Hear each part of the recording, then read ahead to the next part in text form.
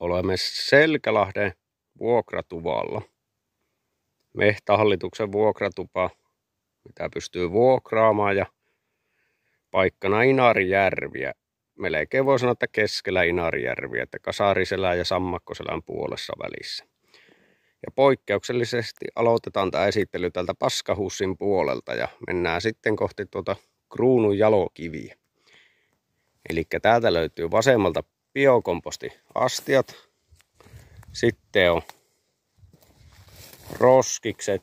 Suositellaan toki, että viedään roskat mukanaan, mutta jos jotakin jää, niin voi roskiksi laittaa. Ja täällä on paskahuussi, perushuussi, siisti. Ei mitään, toimii kyllä käyttötarkoituksessaan. Sitten samasta huoltorakennuksesta niin löytyy tästä polttopuita, niin siellä on säkkitolokulla puuta. Oikein hyvän näköinen. Ja hyvin on metsähallitus huolehtinut, että niitä löytyy. Sitten lähdetään tutustumaan saunaan.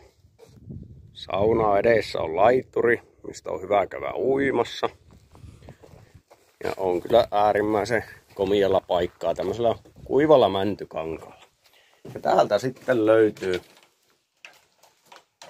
pieni saunatupa. Siinäkin on penkkiä. Tarvittaessa pystyy ehkä yöpymäänkin yksi ihminen. Ja sitten on itse sauna ja äärimmäisen iso sauna. Eli 7 aikuista ihmistä mahtuu tuohon lauteille. Ja nyt täällä on ihan lähiaikoina niin uusittu uusi kiuas, eli ei ole enää vesipataa ja kiuasta erikseen.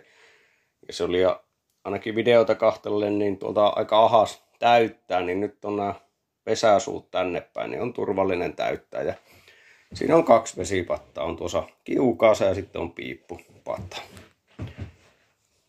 Ja sitten lähdetään kahtelemaan vähän grillipaikkaa. Rannan tuntumassa on muutama tuommoinen penkki ja pirttipöytä ja sitten on nuotiopaikka.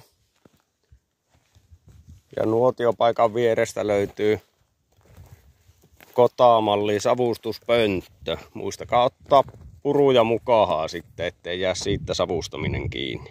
Sitten jatketaan tuonne veneenlaiturin suuntaan. Laituri kautta satamapaikka niin on tämmönen niemen pohojukka. Tämä on äärimmäisen suojainen paikka ja kaunis. Täällä sielu lepää ja on aivan mahtavaa olla kyllä. Inarijärvellä on parasta tämä hiljaisuus ja samalla omien ajatusten tutkiminen. Ja täällä se onnistuu oikein hienosti.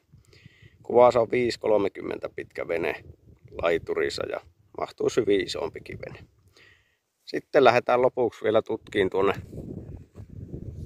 itse Kraalin mallia.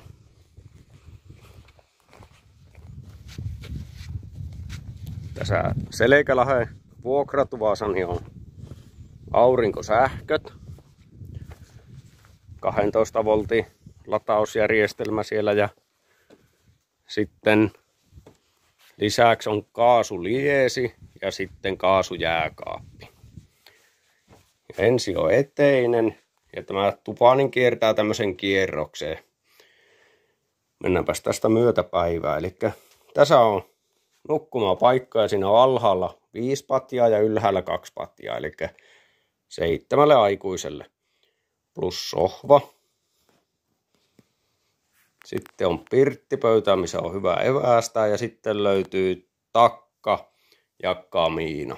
Näitä kumpaakaan ei nyt testattu, on niin lämmin, niin niiden vetoisuutta. Sitten jatkamme matkaa tänne päin, niin täältä löytyy keittiöosasto. Ja täällä on peruskeittiötarvikkeet löytyy. Ja tosiaan on kaasujääkaappi ja kaasuhella. Äärimmäisen hieno kokonaisuus. Kaikkineensa. Ja joka ikkunasta näkyy Inarijärvi, mikä on tosi hieno. Teet ruokaa tai alat nukkuu, niin aina on järvimaisema. Tervetuloa tutustumaan tänne ja kyselkää Metsähallitukselta tarkemmin asiasta. Hyvää kesää ja reissuja!